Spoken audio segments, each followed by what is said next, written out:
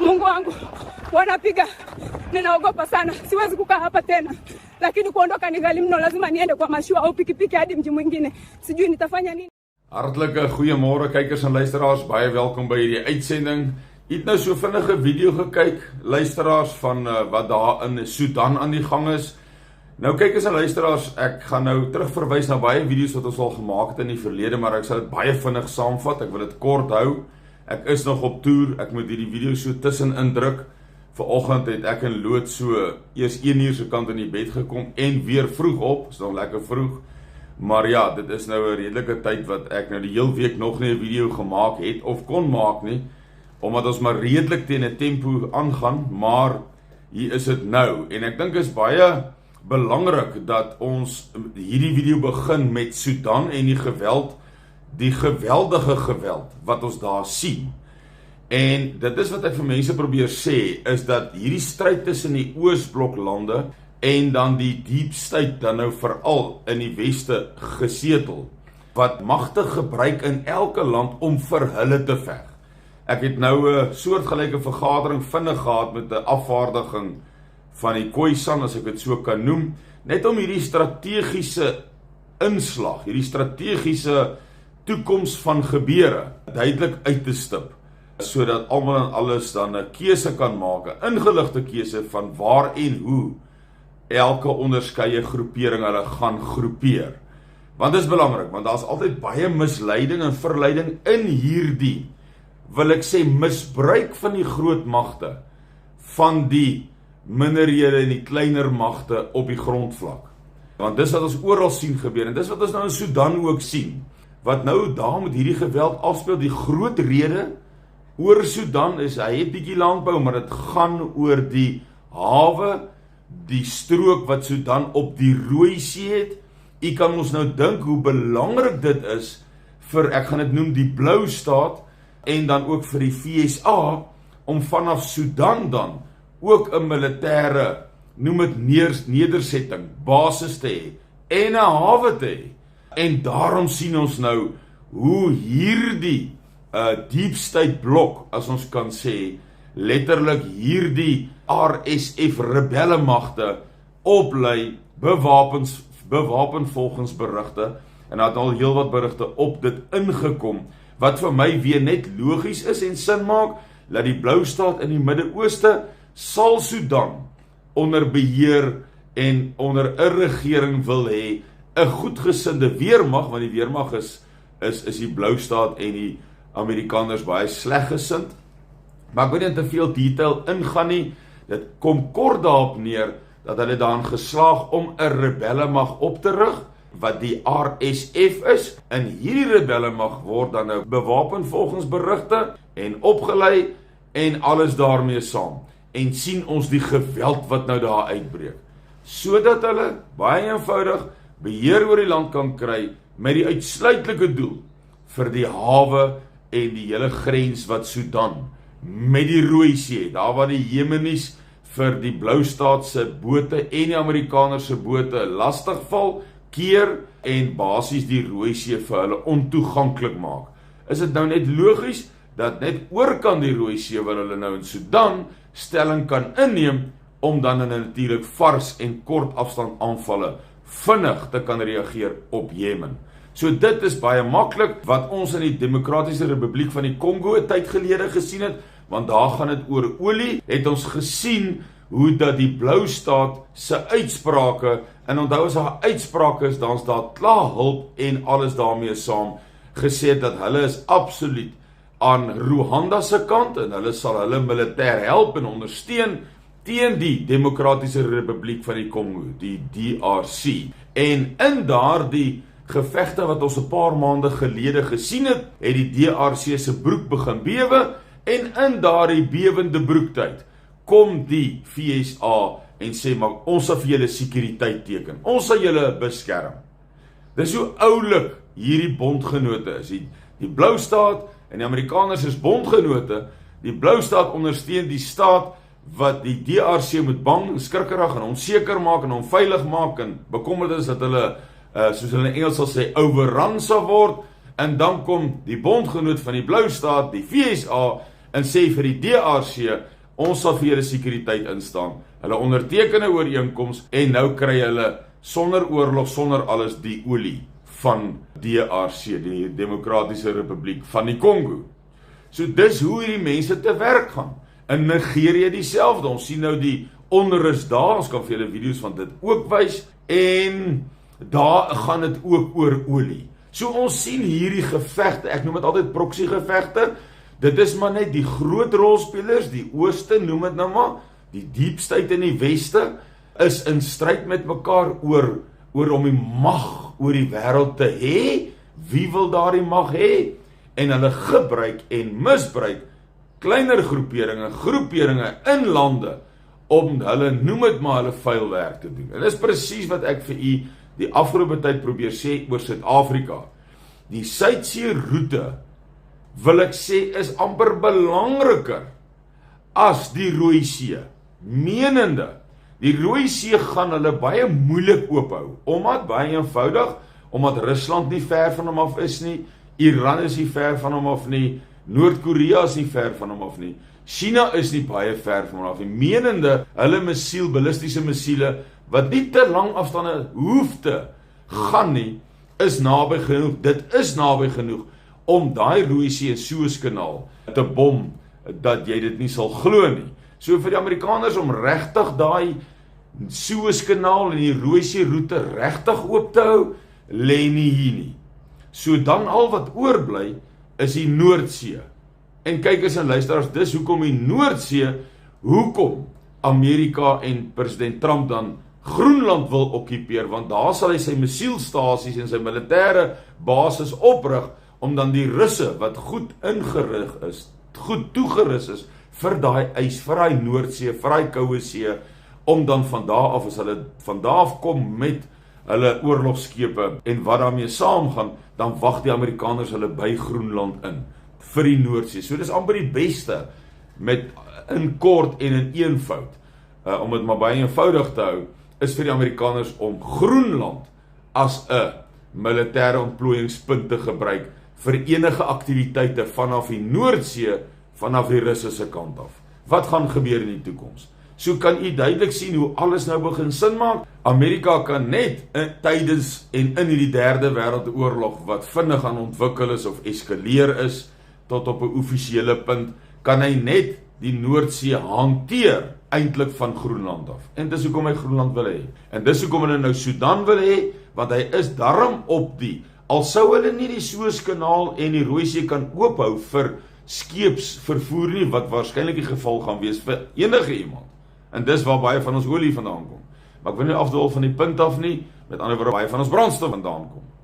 En dit sluit aan by miskien waar oom Siener van die gesig gepraat het, dat die karre staan op die bilte. Want as ons daai olie nie kry nie, kan ons nie genoeg brandstof in Suid-Afrika hê nie. Maar dis hoe somme vinnig weer van die punt af. Maar al sou hulle nie die Rooi See kan oophou vanaf Sudan nie, is dit 'n baie goeie land om basis is, 'n redelike uitgestrekte groot land, van waarop hulle dan hulle ballistiese missiele kan oprig. Weereens op net nog 'n plek, gerig teen die hele Oosblok. China, Rusland, Noord-Korea, Iran, Pakistan en al daai bondgenote, wat Esegiel en Esegiel 38 en 39 vir ons by name genoem het, wat saam met Rusland sal veg in hierdie groot oorlog wat nou gaan kom, en reeds gekom het, en net in eskalasie is.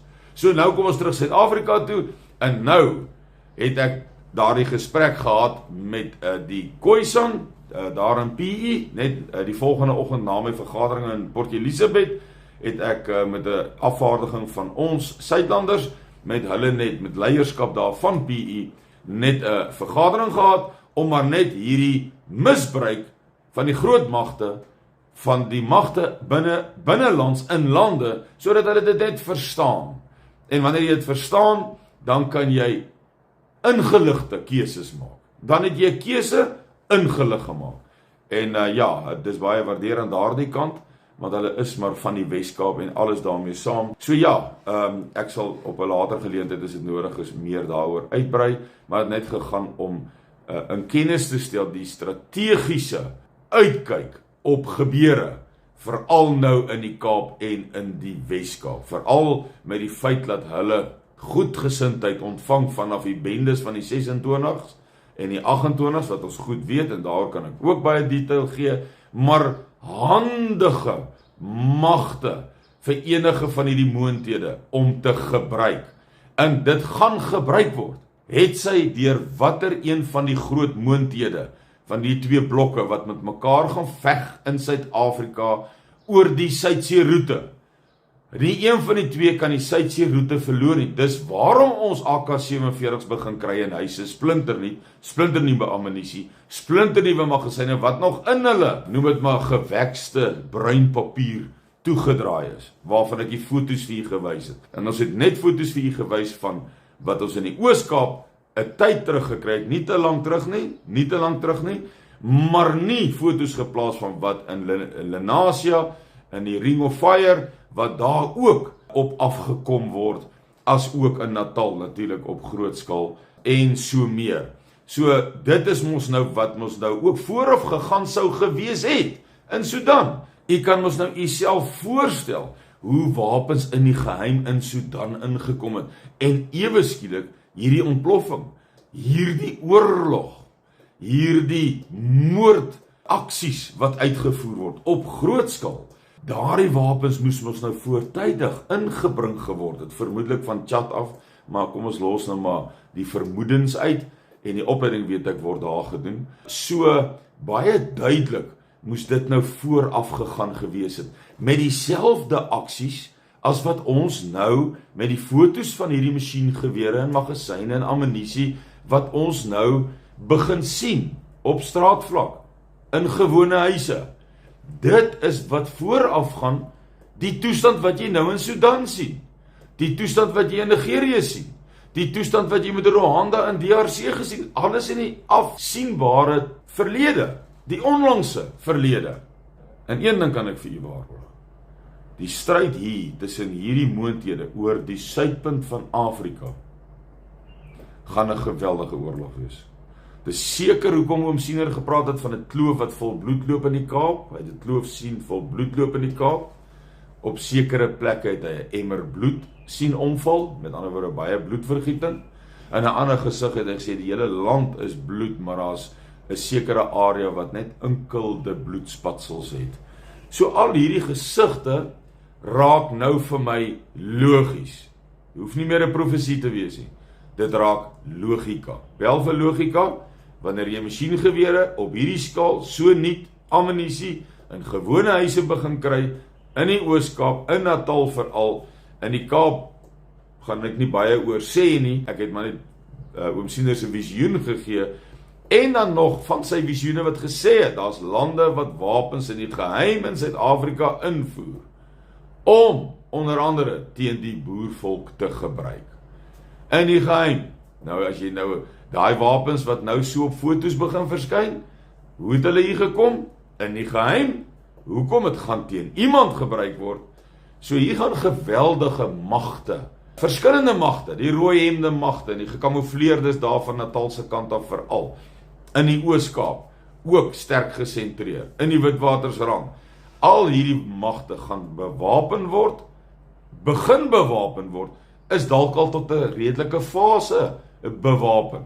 En al wat nou moet gebeur, is daar die spreekwoordelike vonk in die kruitvat. En wat ook al dit is, of dit nou politiek is, of dit nou iemand is wat toegesluit word, of dit iemand is wat nie 28 miljoen rand se SARS of regskostes kan betaal nie, dit maak nie saak nie. Of dit ekonomie is wat in duie stort, of dit die dollar wat in duie stort, of dit Iran en Saudi-Arabië en Bahrein en United Arab Emirates en Oman is, Kuwait, wat hulle olievelde in die brand geskiet word ook, soos hulle nou almal al gedreig het, en ons het brandstof nie, en uit nie die brandstof nie, word hierdie revolusie begin, en veg al hierdie verskillende magte vir verskillende van die westerse blok of die oosterse blok, noem dit maar soos jy wil, en dit gaan 'n ewige geveg wees.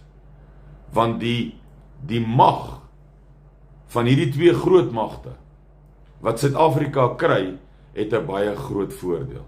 Kry die Oosblok om, dan hou hy die Amerikaners net in die Atlantiese Oseaan en in Amerika.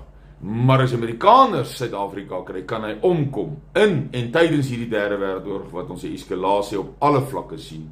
Dan kan hy omkom en hy kan nog steeds met Taiwan doenig wees en Japan en Australië en Madagaskar en Diego Garcia. So 'n ontsettende belangrike roete vir al twee hierdie sterk magte. En dit sê vir my en vir u, dit gaan 'n ewige geveg wees. En vir die eerste keer begin Senior se gesig vir my sin maak, wat ek nooit kon verstaan toe hy sê die boervolk sal eers wakker skrik wanneer bomme op Johannesburg val nie. Bomme op Johannesburg. Nou raak dit logies, as hierdie magte wat vir die Oosblok veg, Johannesburg beset, die sentrale dele van Transvaal byvoorbeeld beset, dan is dit logies dat jou westerse magte, die deep state magte, sal dan drones, hommeltuie, soos wat ons nou die oorlog mos sien gebeur, dan nou bom hulle Johannesburg en vice versa. Het die deep state van die weste weer beheer oor Johannesburg, sal die Oosblok weer vanuit Natal en vanuit die oostelike dele van die land met hulle magte wat vir hulle sal intree, wat vir hulle met liefde sal veg, in wie se huise ons nou al die AK's kry, sal dan daardie hommeltuie op besette areas, besette stedes, dan nou gebom word. So, dit is hoe die hele scenario in die toekoms in hierdie land gaan verander. Ons gaan in 'n totale staat van oorlog verval. Dit is so eenvoudig as wat dit is. En ons kan dit begin sien, ons kan die rolspelers sien, ons kan hulle politieke bedrywighede sien, dis hoekom die FSA druk plaas op die ANC, polities, dis hoekom Malema skielik al skuldig bevind word, dis hoekom Zuma skielik 28 miljoen rand nou skielik moet betaal, dis die politiese meganismes en pogings om hulle te neutraliseer. Maar die Oosblok gaan dit nie gedwee aanvaar nie. Daar gaan 'n geweldige oorlog fisies op die grond uitbreek. Dis hoekom die Emmersbloed, die Kloofbloed in die Kaap, hierdie gebeure gaan afspeel en ons hele leefstyl gaan totaal verander. Vir nie net 1 en 2 jaar nie, maar vir 'n redelike tyd wat kom. U moet 'n pragtige week hê, tot ons weer praat. Ons is nog lekker hier op die toer, dwars oor die land. Ons begin nou teen die einde se kant toe staan. Nog hierdie week, dan behoort ons dan teen vroeg volgende week klaar te wees, te begin klaarmaak, af te skaal. En alles daarmee saam. Goed gaan met u. Ons praat weer. Totsiens.